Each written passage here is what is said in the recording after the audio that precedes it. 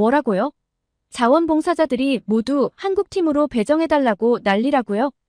여기 파리올림픽을 찾은 미국의 올림픽 조직위원회 직원이 있습니다. 이번에 처음으로 올림픽 업무를 하게 되어 설레는 마음으로 파리를 찾았다가 매일매일 충격의 나날을 보내고 있다는 이 직원은 잠시 후 파리올림픽의 자원봉사자들이 모두 한국팀만 찾는 것을 보고 입이 떡 벌어지고야 말았는데요. 미국의 올림픽 조직위원회 사람들도 놀란 파리올림픽 속 한국, 대체 무슨 일일까요? 오늘의 사연 시작합니다. 안녕하세요. 저는 애슐리 톰슨이라고 합니다. 미국 올림픽위원회에 갓 입사한 신입 직원으로 올림픽 업무는 처음 담당해봐요. 이번에 처음으로 파리올림픽을 참관하러 왔는데요. 솔직히 말하면 너무 설렜어요. 제 인생 첫 올림픽 현장이니까요. 폐막식에서 미국 올림픽 소개를 해야 하니 그 업무와 함께 제가 올림픽 일이 처음이니 올림픽 운영에 대해서도 배우고 또 참고할 겸 파리올림픽을 방문했는데요. 처음 파리에 도착했을 때 제 가슴은 두근거렸어요. 1도 1인데 낭만의 도시 파리잖아요. 에펠탑을 보면서 와 정말 파리에 왔구나 라고 생각했죠. 그리고 처음에는 파리올림픽이 동물복지와 환경보호를 내세워서 꽤 기대가 되었습니다. 이런 좋은 가치를 내세웠다는 건 꽤나 배울 점이 많다고 생각했으니까요. 하지만 그 설렘도 잠시, 현실은 제 기대와는 너무 달랐습니다. 배울 점이 많긴 많아요. 안 좋은 쪽으로요. 정말 뭐 하나 제대로 해놓은 게 없더라고요. 특히 저는 파리가 이 정도로 치안이 안 좋은지 생각도 못했어요. 파리올림픽 개막 전에 미국 조직위 내에서도 파리 치안 괜찮을까? 이런 이야기들이 많았거든요. 저는 처음 이 이야기를 들었을 때는 설마 그 정도겠어? 선진국이잖아 라고 생각했는데 실제로는 상상 이상이더라고요. 길거리 소매치기야 유럽 국가들은 흔하니까 그렇다 치는데 선수촌 내부에서도 이렇게 치안 유지가 안 될 줄은 정말 몰랐어요. 어떻게 올림픽에서 선수들의 안전마저 위협을 받을까요? 아르헨티나 축구팀의 7,500만원어치 귀중품 도난 사건은 빙산의 일각이었어요. 일본 럭비 선수들, 호주 하키 코치, 아르헨티나 축구 스타 티아고 알마다이, 고가의 시계와 반지 도난에 그냥 파리 길거리에 나가서 관광을 하던 선수들도 온갖 도난 피해를 입고 있는데요. 파리 치안이 불안하다고 다른 나라 경찰들까지 다 불러왔는데도 이 모양이면 대체 평소엔 어땠던 건지 상상도 가지 않네요. 지금 파리에서 올림픽이 열리는 이유가 마크롱 대통령이 직접 나서서 2024년 개최를 고집하고 2028년을 대안으로 생각하지 않는다고 해서 LA가 2028년으로 선택을 한 건데요. 무슨 자신감으로 이랬는지 모르겠네요. 저희는 원래 2024년을 예상하다가 4년이 미뤄지면서 인프라 개발 계획에도 좀 피해를 입었거든요. 마크롱 대통령이 자기네들이 곧 죽어도 2024년에 해야 한다고 자신감 있게 밀어붙여서 저희는 준비가 진짜 잘 되었나 보다 하고 양보한 건데 대체 무슨 짓인지 모르겠습니다. 미국 올림픽위원회 관계자로부터 전해 들은 바로는 우리 선수들이 정말 불안해서 못 살겠다고 엄청난 민원을 넣고 있대요. 근데 제가 관광객 입장으로 돌아다녀봐도 무섭긴 무서워요. 길가에 세워둔 차 유리를 대놓고 부수고 물건을 훔치는 일이 비일비재한데 어떻게 마음 놓고 돌아다니겠어요? 게다가 이런 상황에 대처하려는 프랑스 정부의 모습도 충격적입니다. 지금 파리는요, 낭만의 도시 파리가 아니라 지금은 마치 전쟁 중인 도시 같아 보이거든요. 지린내 나는 거리 곳곳에 바리케이트가 설치되어 있고 경찰과 군인들이 배치되어 있어서 분위기가 너무 삼엄해요. 심지어 취재진들도 QR코드가 있는 출입증이 있어야 파리 시내를 다닐 수 있으니까요. 이런 모습을 보면 과연 이게 올림픽인가? 하는 생각이 들어요. 전 세계인의 축제여야 할 올림픽이 도둑들의 축제이자 군사작전처럼 변해버린 것 같아 정말 안타까운 마음이기도 하고 미국은 정말 이러면 안 되겠다는 생각도 들고 프랑스는 무슨 생각으로 올림픽을 유치했을까 이런 생각들이 스쳐 지나가네요. 에펠탑 아래에서 로맨틱한 시간을 보내길 기대했던 관광객들이 대신 삼엄한 경비를 마주하게 됐으니 파리의 이미지가 얼마나 실추가 된 건지 상상도 가지 않아요. 이건 정말 국가적인 손해가 어마어마한 상황이라 돈은 돈대로 쓰고 나라 이미지는 나락으로 보내고 삽질을 정말 제대로 한 것 같습니다.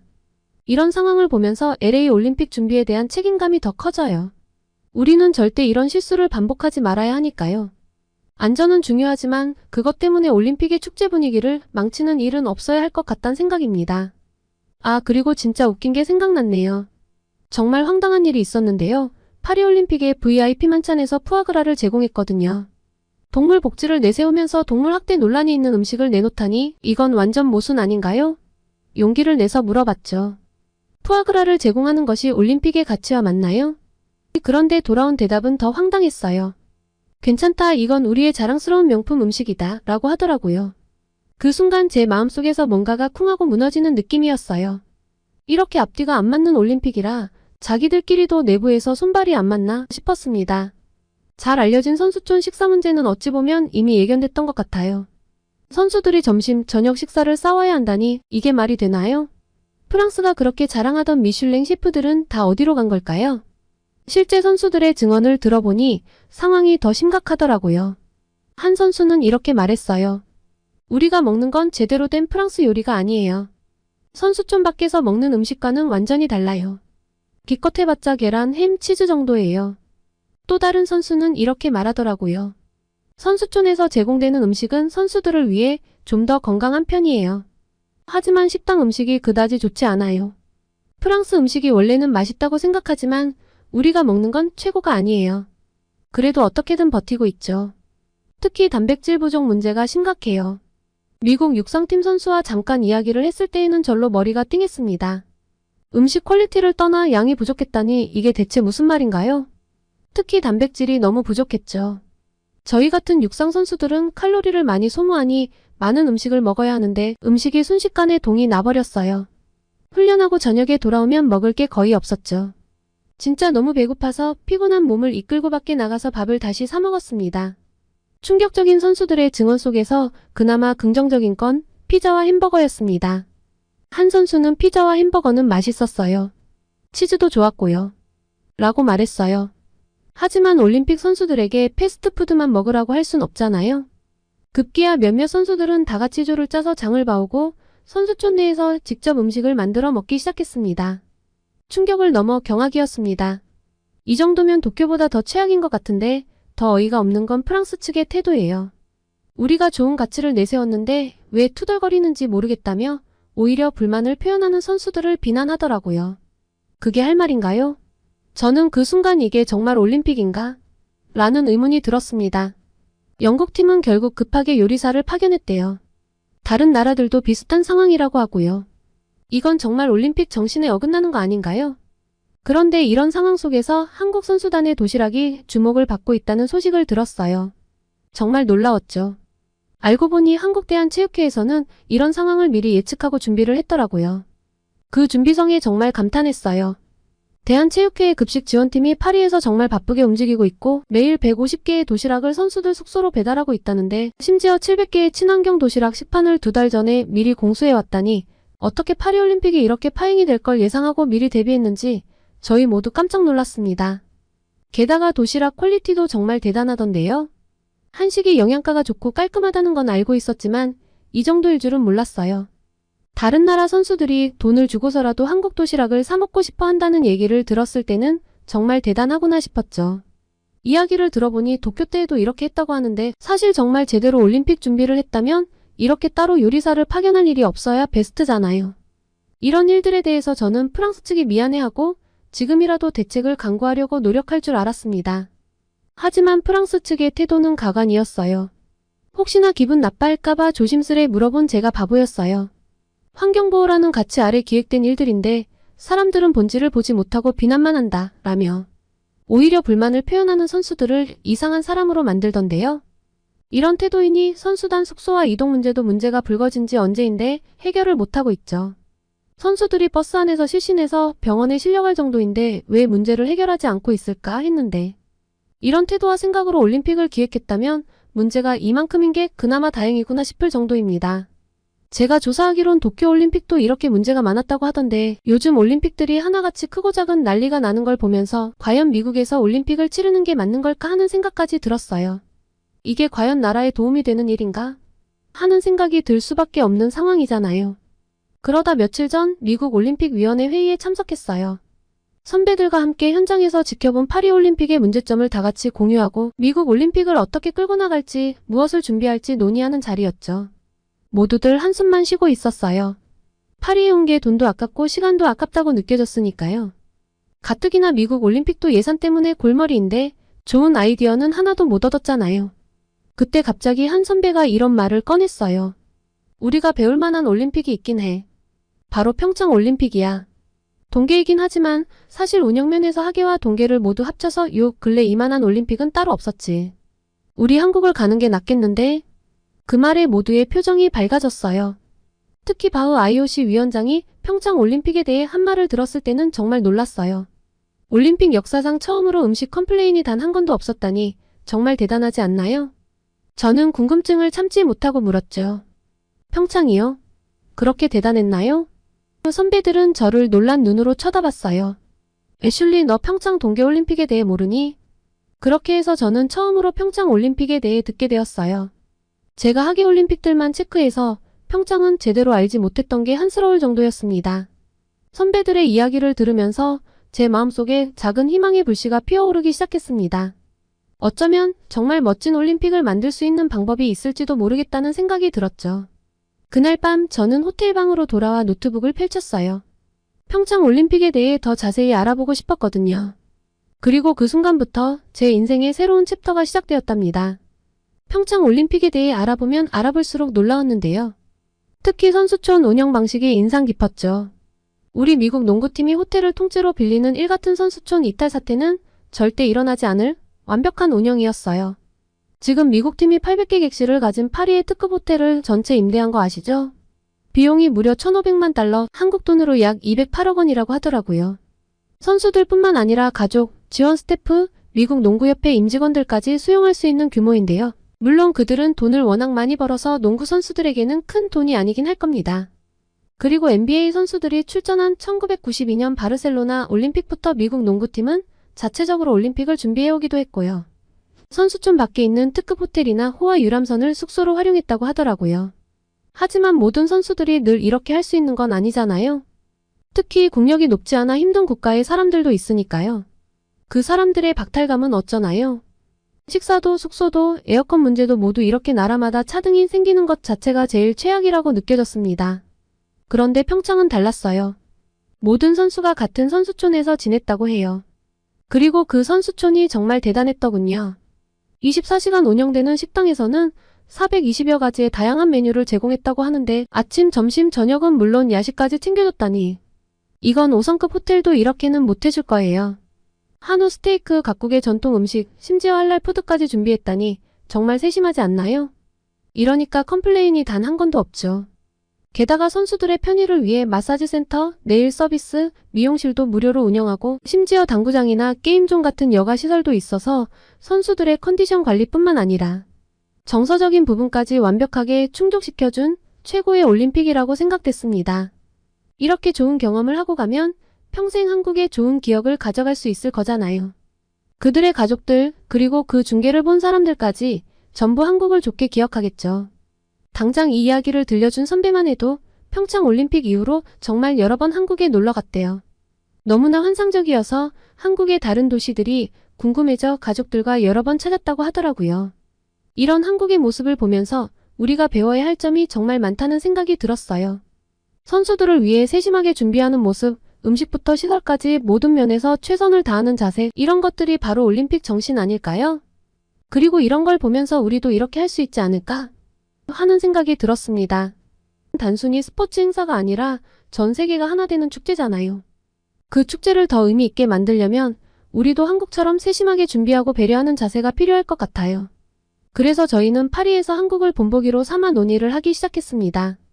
특히 선수촌 문제에 대해 논의하다 보니 평창에서 정말 많은 걸 배워야 한다는 걸 깨달았어요. 파리에선 에어컨 없는 숙소와 찜통버스로 선수들이 고생했잖아요. 그런데 평창은 영하 30도 날씨에도 선수들이 반바지 차림으로 지낼 수 있는 온돌방을 제공했고 심지어 이동할 때는 와이파이까지 갖춘 최신식 버스를 운행했으니까요. 저희는 여기서 교훈을 얻어 LA 날씨를 고려해서 최고의 온도 조절 시스템을 갖춰야 할 것 같아요. 그리고 평창처럼 선수들의 이동 중 편의도 신경 써야겠죠. LA 교통이 워낙 복잡하니까 우리도 와이파이 버스에 실시간 교통정보 시스템까지 갖추면 어떨까 하는 의견이 나왔죠. 또 식당도 최대한 한국을 벤치마킹하기로 했습니다.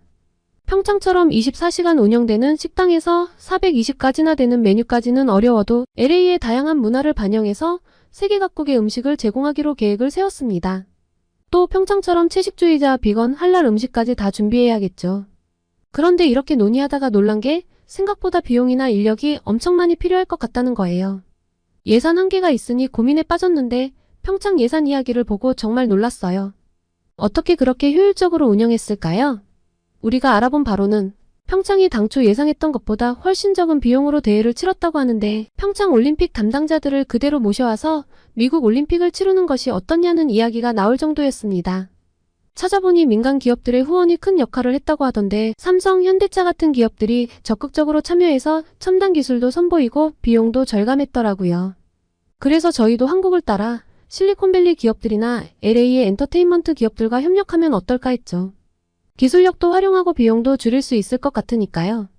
논의가 이쯤 진행되니 더 이상 파리올림픽에 대해서는 더 볼 것도 확인할 것도 없으니 한국 대표팀의 운영 방식을 배우자며 저희는 한국 선수들 전용 식당을 견학하러 갔습니다.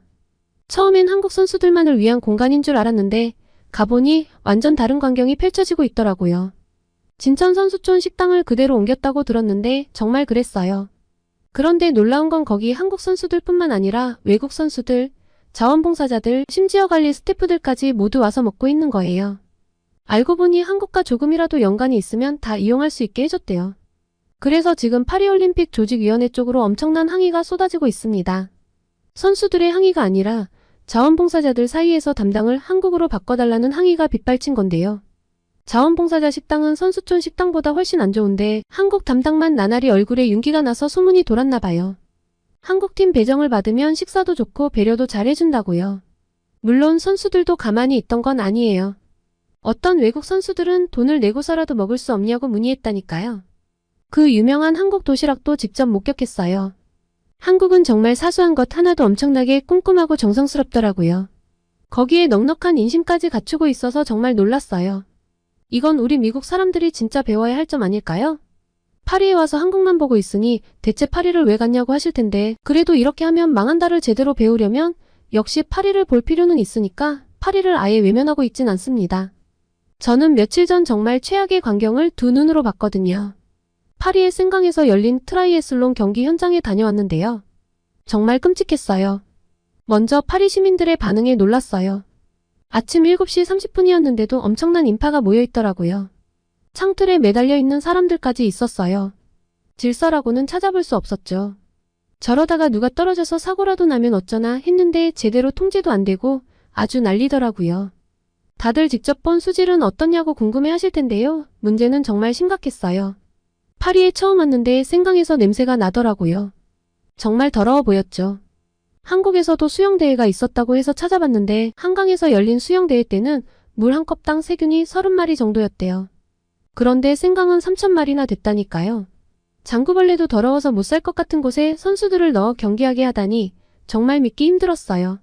경기 후 구토하는 선수들을 보고 정말 마음이 아팠어요.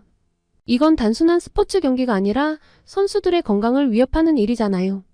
경기 직전까지도 수질이 안 좋아서 기준치에 안 맞으면 장소를 옮기든가 했어야 하는데 강행한 건 정말 무책임해 보였습니다. 물론 현장에서 만난 일부 선수들은 괜찮다고 말하기도 했어요. 작년 테스트 이벤트에서도 아프지 않았다는 선수도 있었고요. 하지만 이건 아마도 긍정적인 사람들만 인터뷰에 응했기 때문일 거예요. 실제로는 많은 선수들이 우려하고 있었고 며칠 후면 전염병 같은 더 큰 문제들이 발생하지 않을까 싶습니다. 이번 일을 보면서 올림픽 하나로 국가 이미지가 이렇게 바뀔 수 있다는 걸 깨달았어요. 안타깝게도 프랑스의 경우는 나빠지는 쪽이었죠. 미식의 나라, 문화의 나라라는 이미지는 온데간데 없고 더러운 강에서 경기를 강행하는 나라라는 이미지만 남은 것 같아요. 이런 걸 보면서 우리 LA 올림픽 준비가 얼마나 중요한지 다시 한번 느꼈어요. 선수들의 안전과 건강을 최우선으로 생각해야 하고 환경에 대한 고려도 정말 중요하다는 걸 배웠죠. 우리는 절대 이런 실수를 반복하지 말아야겠다는 생각입니다. 우리에게는 아직 시간이 있으니까요. 파리의 실수인지 능력의 한계인지 모를 지금 이 사태를 교훈 삼고 평창의 장점을 배워서 역대 최고의 올림픽을 만들어 보려고 합니다. LA 올림픽이 전 세계인의 마음을 사로잡는 진정한 축제가 될 수 있도록 정말 노력할 테니 응원 많이 해주세요. 조만간 올림픽 운영을 배우기 위해 미국 올림픽위원회 직원들 모두가 한국도 방문 예정인데 한국 방문 후에 또 소식 전하겠습니다. 오늘은 파리올림픽 견학을 위해 프랑스에 출장을 간 미국 올림픽위원회의 신입 직원 사연을 소개해드렸습니다. 오늘의 사연이 마음에 드셨다면 구독과 좋아요를 눌러주세요. 여러분의 구독과 좋아요는 계속해서 좋은 사연을 소개할 수 있는 힘이 됩니다. 이상 감동저장소였습니다.